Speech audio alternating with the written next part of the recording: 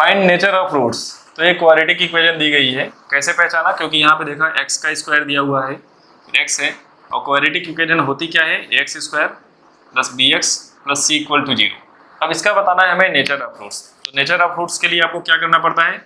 D निकालना पड़ता है। डी जब आप निकालेंगे तो आपको पता चल जाएगा इसका नेचर ऑफ रूट्स क्या होगा। अगर ग्रेटर देन 0 होगा तो रियल एंड डिस्टिंक्ट, अगर इक्वल टू 0 होगा तो रियल एंड इक्वल, और अगर मान लो लेस देन 0 होगा तो नो रियल रूट्स। ठीक है, तो सबसे पहले हमें क्या निकालना पड़ेगा? डी निकालना पड़ेगा। तो डी का फार्मूला आपको पता है, D equal to B square minus 4ac, यही होता है फार्मूला।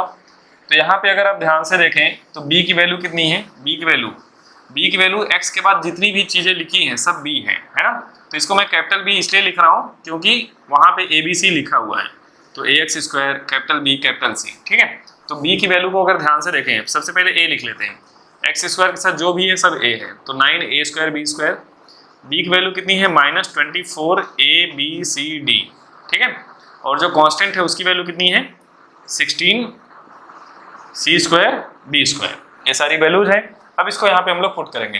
ठीक है, तो यहाँ पे जब ABC इस तरह से फॉर्म लिखा है तो इसको भी b square minus 4ac capital में लिखेंगे। ठीक है, अब यहाँ पे b की वैल्यू रखते हैं तो देखो आ जाएगा -24abcd का स्क्वायर माइनस 4, a की वैल्यू कितनी है? 9a स्क्वायर b स्क्वायर, और c की वैल्यू कितनी है? 16c square d square, 16c square d square. ठीक है, अब देखो समस्या कुछ भी नहीं है, अगर हम चाहें तो इसको पूरा का पूरा एक्सपेंड कर सकते हैं।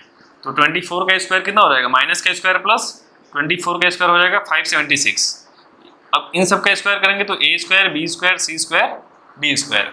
अब इसको मल्टीप्लाई कर लेते हैं, 16 9 144, 144 इंटू कितना है? 4, तो 4 बार में हो गया 400, और 40 चौका 4 चौके 16 160, 560 और 4 चौके 16 और जोड़ दो तो 576 ये भी आ जा रहा है ना?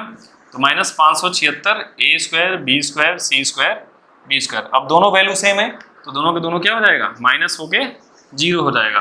तो जैसे ही आ जाता है d इक्वल टू 0, तो d इक्वल टू 0 उसी का होता है जिसका रूट्स रियल एंड इक्वल होता है। तो यहाँ पे हमें नेचर ऑफ रूट्स पूछा था, तो हम क्या लिखेंगे? Roots are real and equal, roots are real and equal, ये हमारा आंसर हो जाएगा। क्लियर है? तो देखो ये नहीं कि क्वेश्चन बहुत बड़ा लिखा हुआ है तो उसको देख के घबरा गए।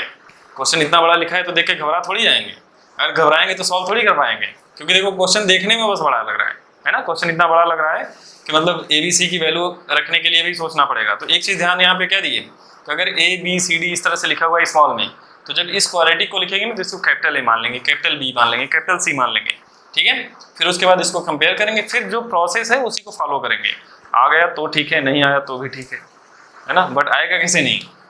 ABC जब लिखोगे तो यहाँ जब वैल्यू रखेंगे, क्यों नहीं आएगा भाई? प्रोसेस वहीं फॉलो करना है, चाहे दुनिया का कितना बड़ा क्वेश्चन आ जाए।